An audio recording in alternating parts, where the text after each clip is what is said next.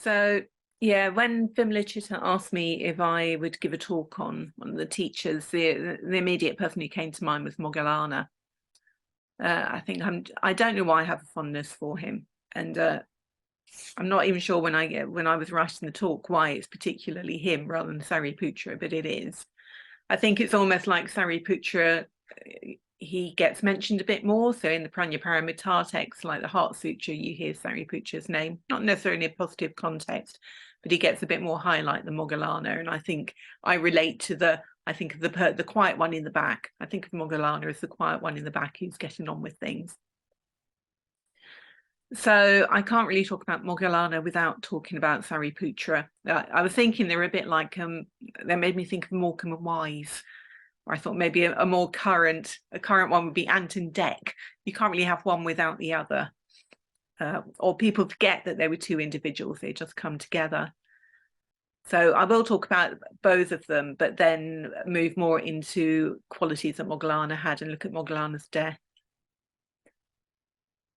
So who were they? So you often see them in the Theravadan tradition, sort of depicted standing or seated either side of the Buddha. So Vimlichita asked me just in the team meeting, was I going to say why Mogallana's often depicted as blue? I said, I don't know why he's often depicted as blue, but I've quickly looked it up, and nobody seems to know why he's depicted in blue. There's an idea that each arahant is associated with a particular flower, and he's associated with the blue lotus, so it could be that. There's an idea that he was of a darker complexion than Sariputra, so then that's depicted in the blue skin. Or there's another idea that he had recently been in the hell realms and suffered, and so that's why he's got a blue skin. So nobody really knows. But anyway, they are tending to always be side by side with the Buddha. And as Vimlish just mentioned, they were his main two chief disciples. Sariputra was known as the marshal of the Dharma and Mogallana as the master of psychic powers. So they were exemplars and role models for the monks, and they assisted in the administration of the Sangha. So I'll tell you a bit about their story. They were born on the same day, so in neighbouring villages, to Brahmin families who knew each other. So they were brought up together, so pretty much like brothers in a way. So they were very firm friends. So a bit like when we joined the order in Triratna, they were given a different name when they came to be with the Buddha. So originally, Sariputra was known as Upadisa and Mogallana as Kolaka, which is basically the names of their villages. But for this talk, I'll call them by the names that we know them more generally as. So tended to go everywhere together, and every year they attended their favourite festival in Rajagir. So they'd always enjoyed this particular festival. There was lots of comedy, lots of legends being enacted out. It was great fun. They really looked forward to it. So every year they went with all their friends. But one year, on the second day of it, they both found that it didn't really excite them in the way it had before. So it turned out they found that both of them had slept badly the night before, tossing and turning, as they wondered what was the point to such frivolities. Was there not more to life than this? So I'm sure we've all had our own questions, otherwise we wouldn't be practicing the Dharma. There's always a question about there must be more to life than this. What's the meaning of life? And maybe we've also had that experience since we got involved in practicing the Dharma, or before we were involved in practicing the Dharma, about going along to something that we've always really enjoyed before, and then finding it just doesn't have quite the same oomph, as it were, for us. I haven't been to a live concert for a long time, partly to do with COVID, partly to do with age, I think. But that was what it made me think of, how I used to absolutely love going to live music, to rock concerts quite often, but to any sort of live music. But there'd be quite a sort of crash the next day. There'd been such this excitement about it. And then I just noticed, I think the last time I went, which was some years ago, I still really enjoyed the concert, but I hadn't been looking forward to it in quite the same way, because I knew it wasn't enough to keep me going for any longer than the experience of the concert and a bit of time the next day. It sort of had lost its draw for me in the same way. So I still love live music, and I still hope to go to more live music, but it doesn't have the point in which it had in when I used to go when I was younger. So they sort of had that experience of going along to this festival. It's not that they weren't enjoying it, they just couldn't quite see the point of it in the way they had before. So they chatted to each other about that when they met up at the festival, and they decided, in a very sort of traditional Indian way of that time, that they would become wandering ascetics and search for the truth. So it's quite a drastic response, but that's what they decided to do. And a lot of their friends decided they would join them too. So initially they decided to stay with a teacher called Sanjaya, who was based around Rajgriha. There were so many teachers around that time. They really had their choice of people, but Sanjaya had a very good reputation. So they went to stay with him, but they soon learned all that he had to offer. And so they decided to continue their search. Again, it's very similar to the Buddha story of him going to teachers, learning everything they had to offer, and then feeling that it's not quite it. It's not quite it. We might again have had that experience of things that we've done that we've got very involved in them and thought that's not quite it. So the friends, what they decided to do to hedge their bets in a way was to split up. And they went off in different directions to find what teachers they could, with the agreement that if they found the teacher that could lead them to true awakening, they would come and find the other one, and then they would practice together. Anyway, they did this for many years. They encountered lots of teachers, but they didn't find anybody that really helped them get to the full awakening. So they decided in the end, both individually, they turned back up at Sanjaya's, that he was the best teacher they'd found. They knew it wasn't the answer, but he was the best that they'd found. So they were both back at Sanjaya's with all their friends, practicing together. And then one day Sariputra went out and he was walking along the road when he spotted an ascetic who just seemed quite different. He was very calm and very serene and just seemed to emanate something that he hadn't seen in any of the other teachers that he'd been to. So he went up to him to ask him who his teacher was, which again was a very sort of traditional question. You know, we tend to ask people where they're from or something like that nowadays, but then they would ask somebody who their teacher was. So it turned out that he was a disciple of the Buddha. So this was Asaji, who's is also known as Ashvaji. So you get the Pali and the Sanskrit names here. So we probably know him best as Ashvajit. So when Sariputra asked him for his teaching, he replied that he didn't know much because he was quite a new disciple of the Buddha, but that he could tell him what the Buddha taught. And he pronounced this famous verse. So see what reaction you have to hearing this. Of those things that arise from a cause, the Tathagata has told the cause, and also what their cessation is. This is the doctrine of the great recluse. And that was it. You know, it looks quite simplistic and quite abstract. You know, if those things that arise from a cause, the Tathagata has taught the cause, and also what their cessation is. And that was it. So for most of us, that probably wouldn't have been enough to bring us along to the Buddhist centre, let alone for our hearts and our minds to open up to true awakening. But actually for Sariputra, insight arose right in that moment. And so then he went straight back to his dwellings and found Mogallana and repeated the verse to him. And exactly the same thing happened for Mogallana, that insight arose, immediately understand the truth, at least to the degree of stream entry. So I think here we have to remember that they have traditionally been practicing for lifetimes together. So yeah, I read that verse and I can sort of logically understand what it's suggesting, but no insight arises for me when I read that. No sort of, wow, this is it. I need something a little bit more than that. But they're said to have been practicing the Dharma for not just this lifetime through all the teachers that they've had, but for lifetimes before. So they had a really, really strong experience, the two of them together. And they knew that they needed to go and find the Buddha, that this was the person who could teach them and get them to full enlightenment.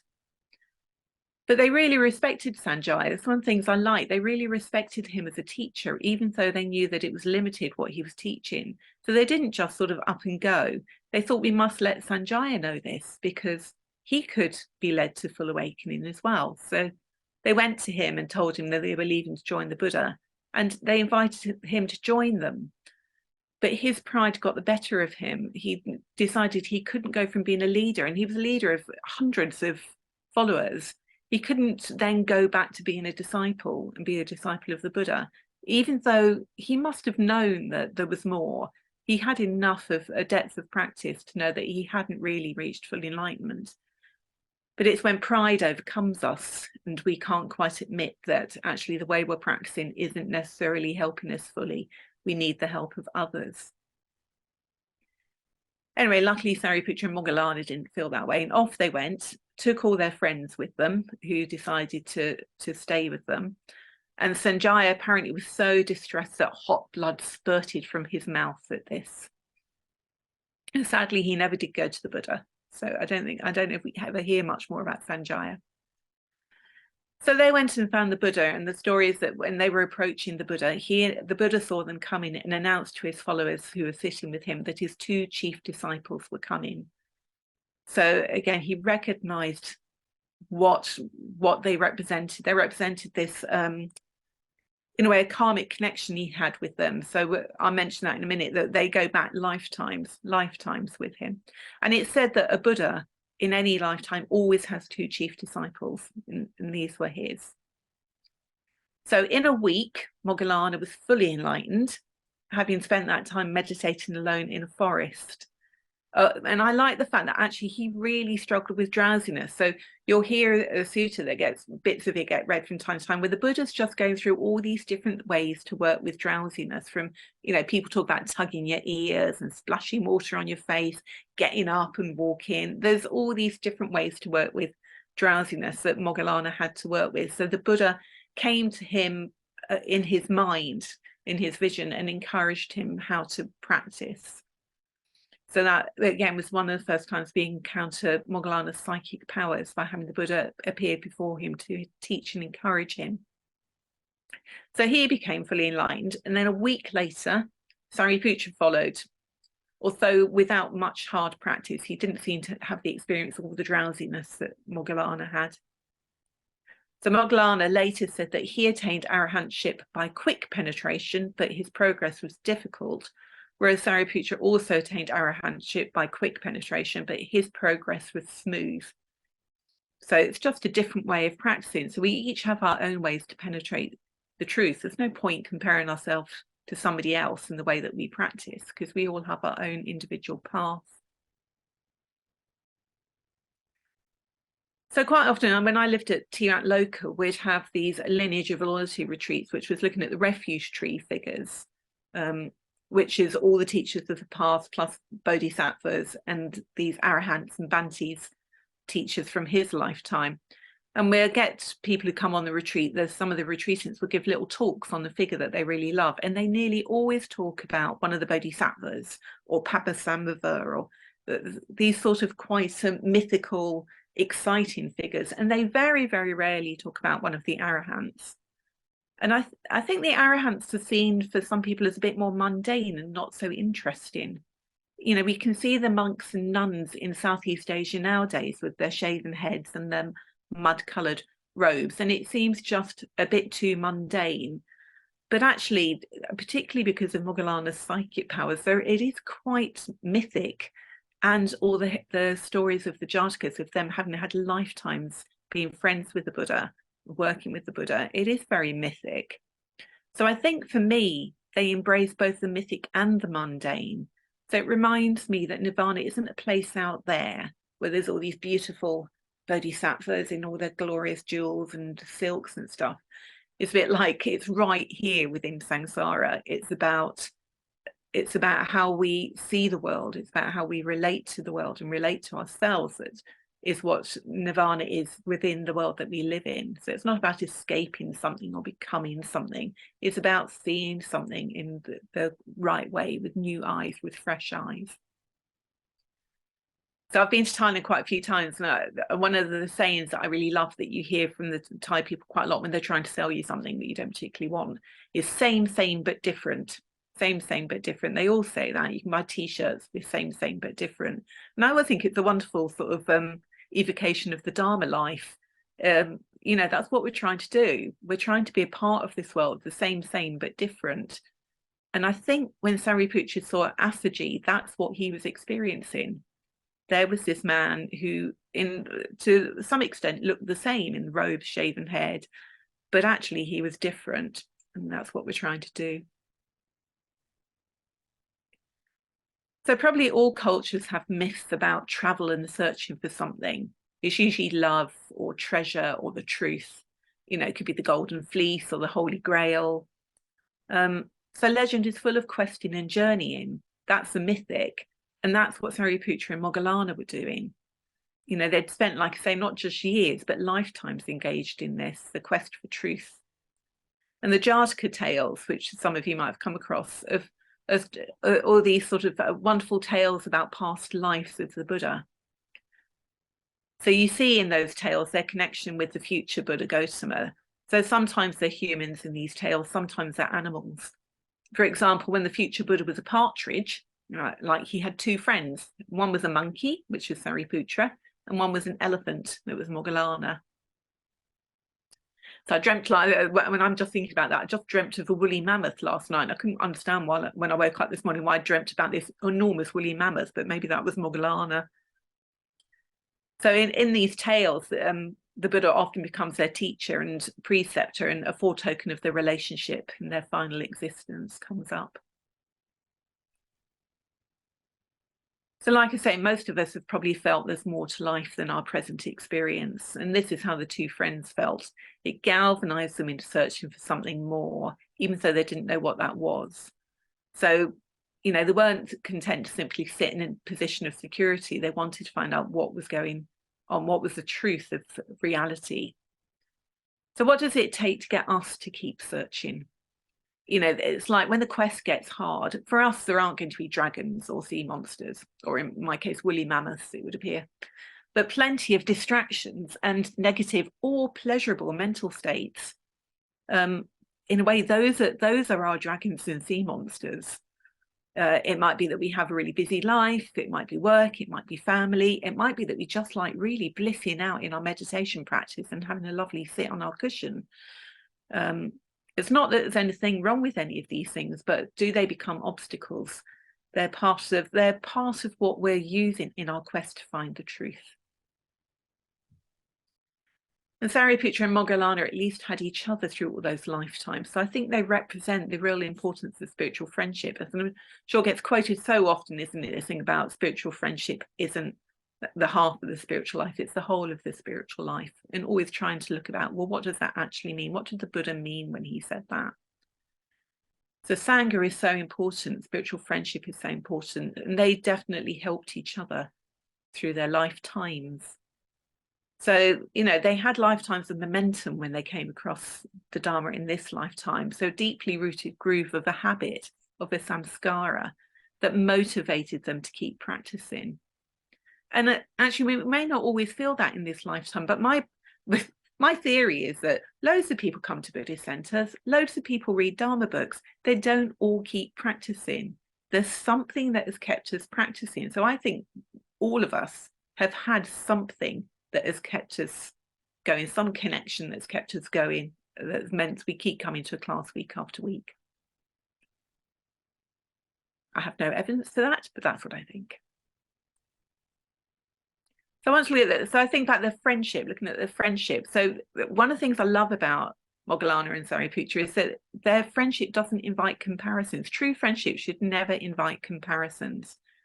And the friendship between these two different men is a really great example of that, because like I say, like Sariputra was really known for his wisdom, and Mogallana really known for his psychic powers. So they had quite different qualities that they were known for, but they didn't compare themselves to their friend at any point.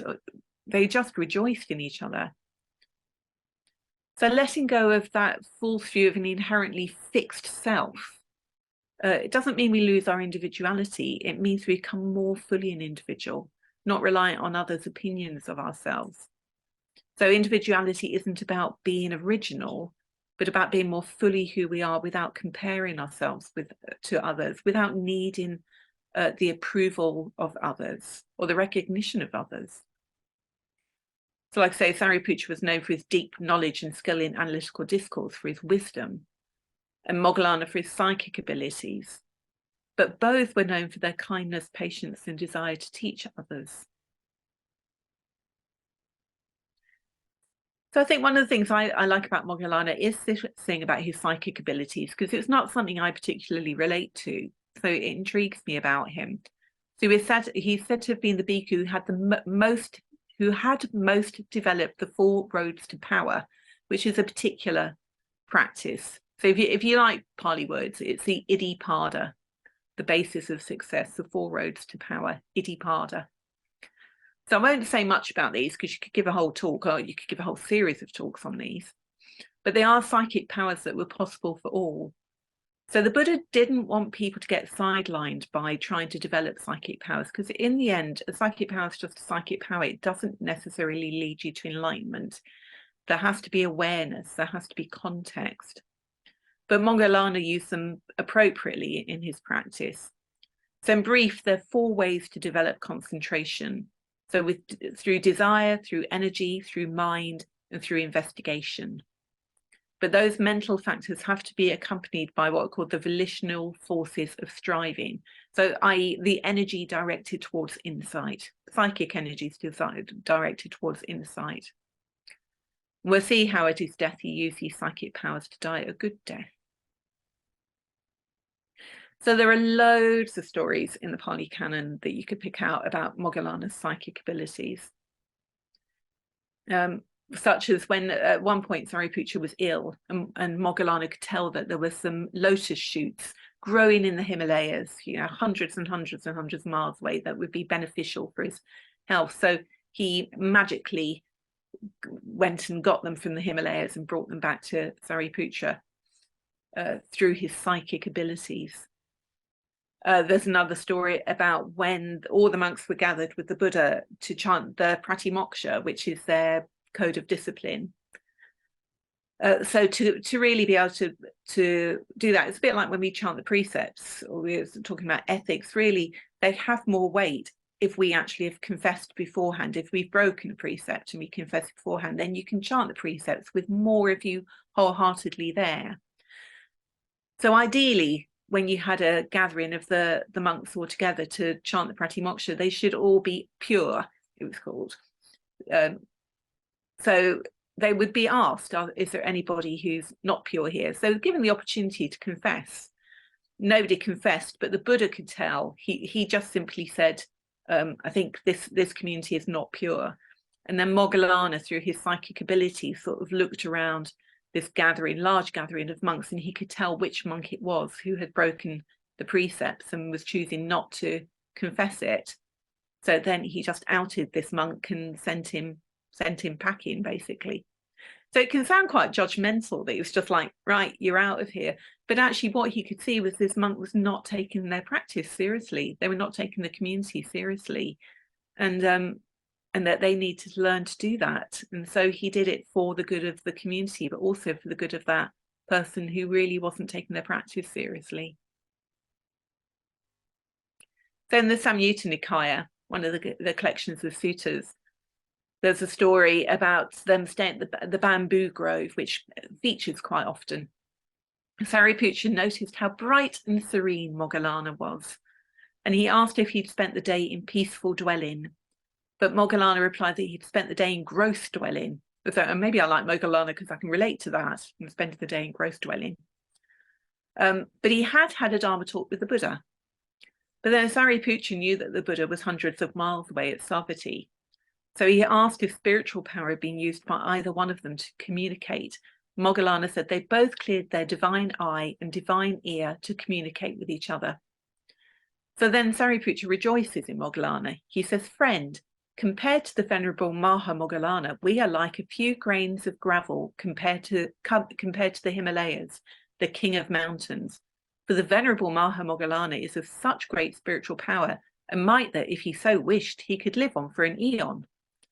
And then Mogallana replies to that, or responds to that, friend, compared to the venerable Sariputra, we are like a few grains of salt compared to a barrel of salt. For the venerable Sariputra has been extolled, lauded, and praised in many ways by the Blessed One. So in this way, they would, without any false humility, praise and rejoice in each other. So rejoicing in each other just came very naturally to them. And then Triratna, it is a practice that we consciously employ to help develop what we call mudita. So it gets translated as sympathetic joy. So that delight in others' good fortune, that delight in others' good qualities. So we often rejoice in people when it's their birthday or something, as some positive thing has happened for them. And often we always get rejoicings at funerals, but often that's a bit late for the person. We've just had a day, actually, at Shrewsbury. We've got an order member here who is terminally ill, and so she had this day where we had a day at the Buddhist Centre where people did creative things, which is something she's really into, and they meditated together and they rejoiced in her, and they made banners with all the rejoicings in for her so she can have them all around her when she's when she is on her deathbed. So I think it's a great idea to do rejoicing in people before they've died. So this is something that came very naturally to these two. But you know, for a lot of us, it can give rise to comparisons.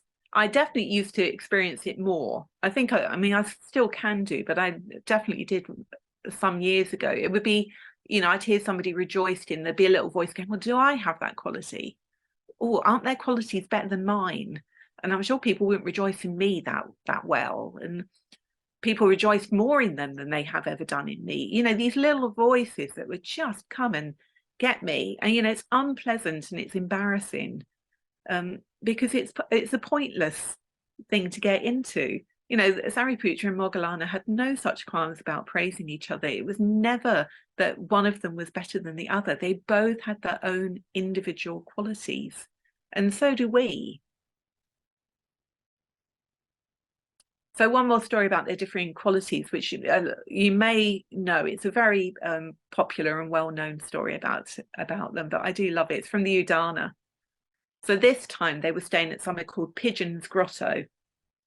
And one moonlit night, they were sat outside meditating together with freshly shaven, shiny heads. So I think they'd shaved their heads on the full moon and stuff. So it's probably quite a light night.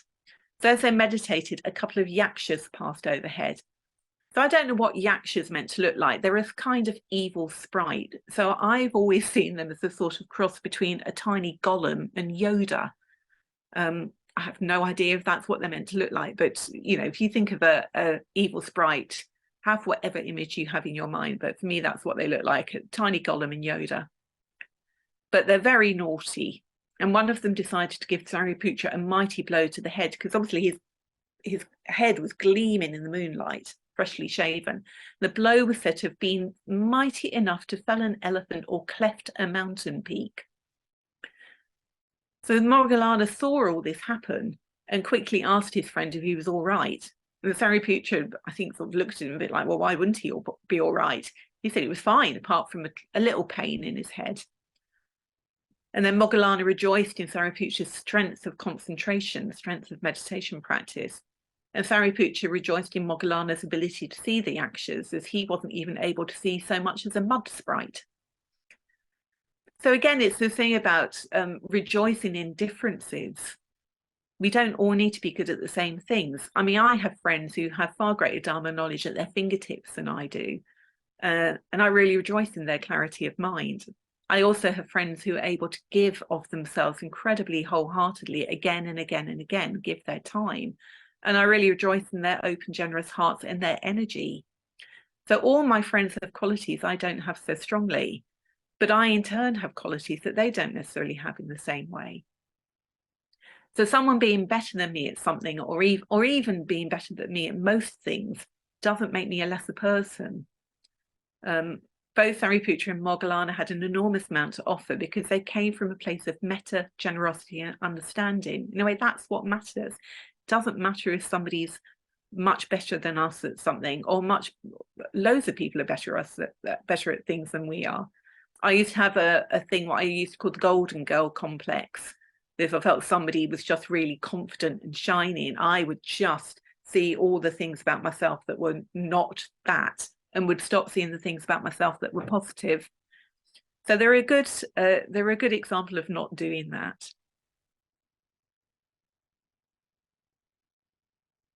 So the two friends spent pretty much all their time in close proximity during their lives.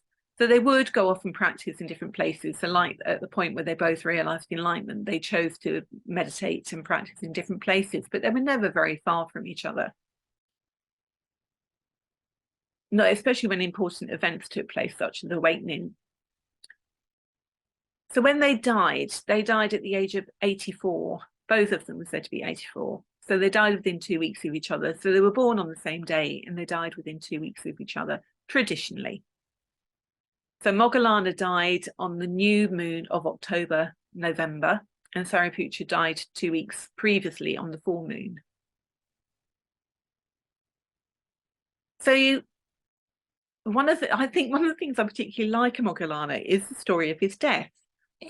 Which might sound a bit strange, but it is because, you know, a couple of weeks ago, apparently you had somebody talking about the Buddha, and last week you had Ananda. So they both had these really beautiful, peaceful deaths. You know, the sort of death that you would imagine somebody who was enlightened would have. Maybe, you know, just going into meditation and dying, leaving their body, and everybody really sitting there meditating alongside them. But this didn't happen with Mogallana. He didn't die in a peaceful way at all. So it seemed he still had a tiny bit of old negative karmic residue that was going to catch up with him. So there is a story that in previous lives, he wanted to murder his blind parents. So again, this might be where the blue color comes from. So like I said, one of the ideas about him being blue is that he'd recently been in the hell realms, so that might be again to do with this previous life where I don't know if he did murder his blind parents, but he definitely wanted to. So he'd obviously really worked through that to the point of realizing enlightenment, but he'd still got a little residue there. So I was thinking his death was more akin to tabloid news than the dignified death that you'd expect of a holy man. So he'd always been quite outspoken. So obviously the Buddha had upset a lot of teachers whose disciples had come to the Buddha's disciples to practice.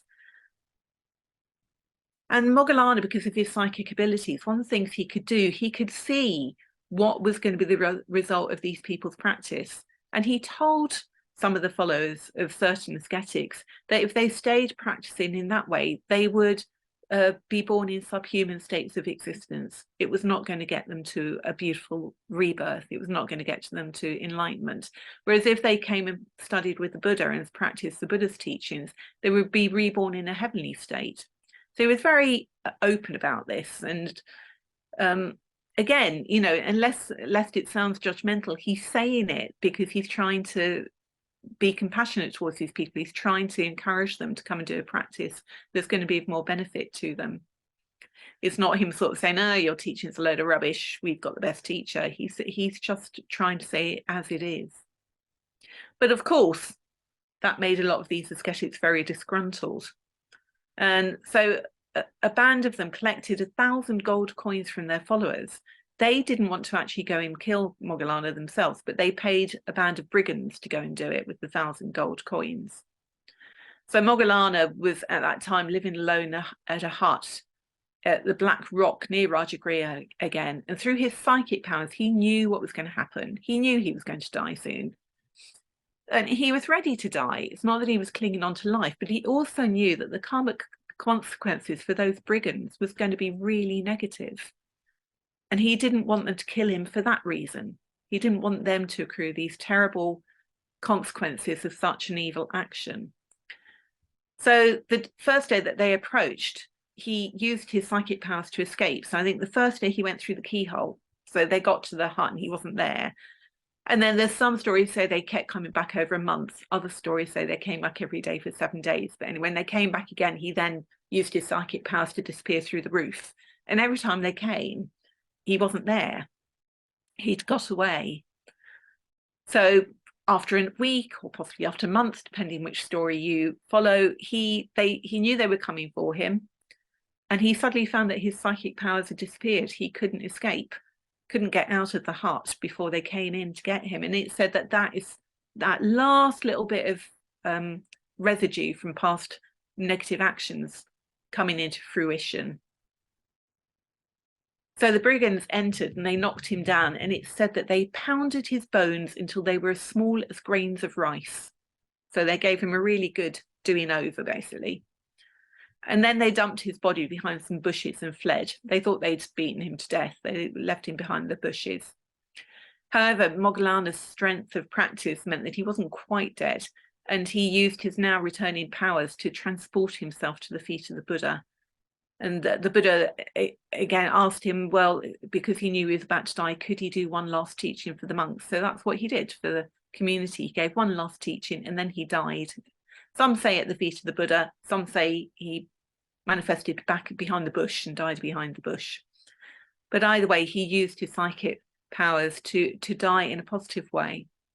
So it can look like he died in an apparently inauspicious way, being beaten to death by brigands for your actions. And yet with his psychic powers and total acceptance of death, it wasn't inauspicious at all. For me, again, it brings both the mundane and the mythic together. It reminds me that anything is possible if I just really practice hard. I don't have any desire for psychic abilities. As I said, that's not something I'm after, not something I'm likely to get. But I do desire to face my death with such open acceptance, and I do believe that's possible, even in the face of self-hatred and possible fear. And I think this tale would fit in well in any Vajrayana text. So when people think, oh, the arahants, the monks and the nuns, they're not as interesting or mythic or exciting as all these amazing tales that you may get later in the season. I don't know which figures are going to get talked about. But actually, Mogallana does for me sort of straddle both the early Theravada texts and the later Vajrayana texts, which tend to be much more magical and mythical.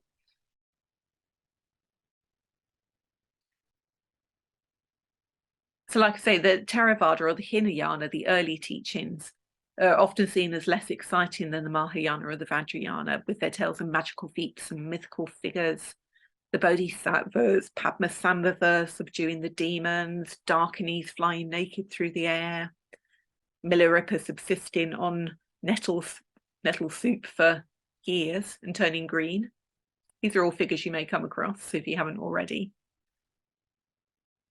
But I think the Pali Canon has got its share of magic and the supernormal and fascination. So Sariputra and Mogallana are historical figures. So there's a mythical side to them, even being born on the same day in neighbouring villages. We don't know. So that's in a way the myth around them. But they were two historical figures who practiced and taught the Dharma in the time of the Buddha. You'll find they do things like, when I think there's a sutta somewhere where the Buddha's got really bad backache.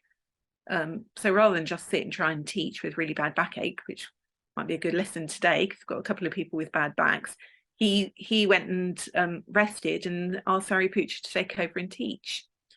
Sariputra's tendency was he taught his disciples up until the stage of stream entry, which is that point where you've realized enough of the Dharma that your momentum is such that you're not going to fall back.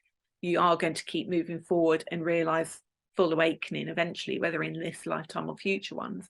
But it said that Mogallana liked to step in at that point, and then he'd keep teaching them. He'd teach them all the way to full enlightenment. They had their own particular ways of practicing, their own particular myths. But they were great exemplars of the beauty of the Dharma, its wonders, its kindness, its wisdom, its magic, its mystery. But there's an accessibility to them that I really appreciate. So I really love the Thai forest tradition.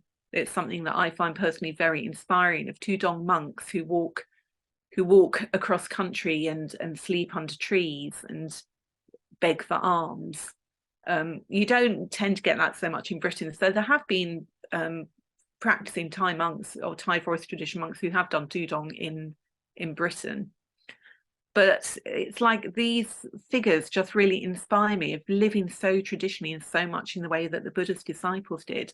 And Mogallana and Sariputra very much represent that for me, the two of them. So I do find them very accessible. You know, I can see the monks and nuns of nowadays, and it takes me back to Mogallana. I can relate to them. I can see that as a possibility of the way to practice. So they're urging us on to overcome what the Buddha overcame, to achieve what the Buddha achieved.